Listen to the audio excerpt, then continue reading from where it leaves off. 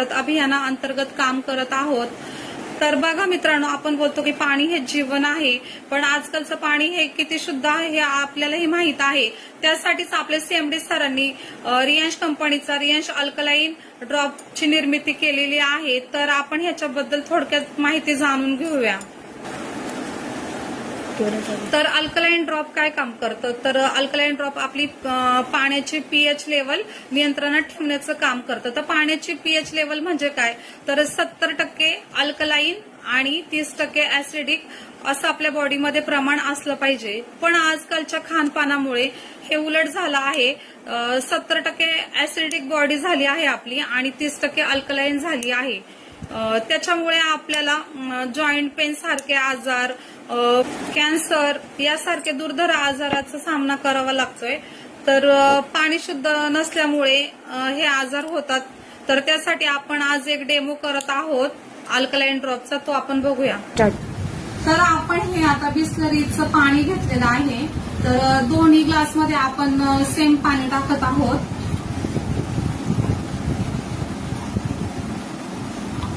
त्याच्यामध्ये सारखंच पाणी आहे, पाण्यामध्ये कुठलाही फरक नाही। आणि आपण जे घरामध्ये किचनमध्ये जिरं वापरतो, तर ते आपण 1 चमचा जिरे ह्याच्यामध्ये आणि 1 चमचा जिरे ह्या ग्लासमध्ये, दोन्ही ग्लासमध्ये आपण सेम प्रमाणात जिरं घेतलेलं आहे। आणि आपण आता बघतोय की जिरं आपलं मिक्स केल्यानंतर हे पाणी सेम दिसत आहे। पण आपण आता एका ग्लासमध्ये अल्कलाइन ड्रॉपचे 4-5 ड्रॉप टाकत आहोत।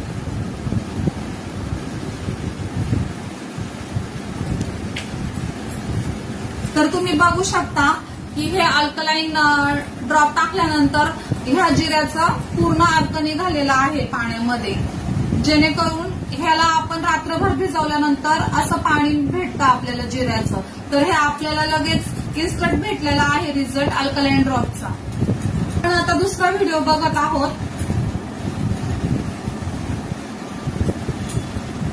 सेम पाणी आपण ह्या ग्लासमध्ये घेत आहोत।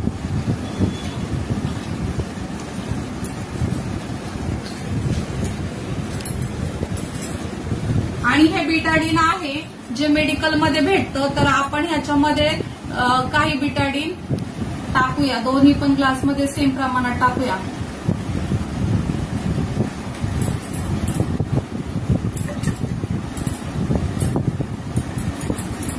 दोन्ही ग्लास मी मिक्स करून घेतलेले आहेत। तर आता मी एका ग्लासमध्ये अल्कलाइनचे 5 थेंब टाकत आहेत।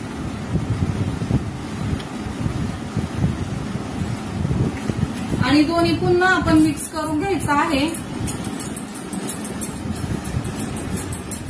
आता तुम्ही बघू शकता रिझल्ट तुमच्या समोर आहे की अल्कलाइन टाकलेलं ज्या ग्लासमध्ये आपण आहे ते ग्लासमधलं पाणी पूर्ण व्हाईट झालेलं आहे, जेणेकरून त्याच्यामध्ये कुठलाही राहिलेलं नाहीये त्याचा अर्क बीटाडीनचा।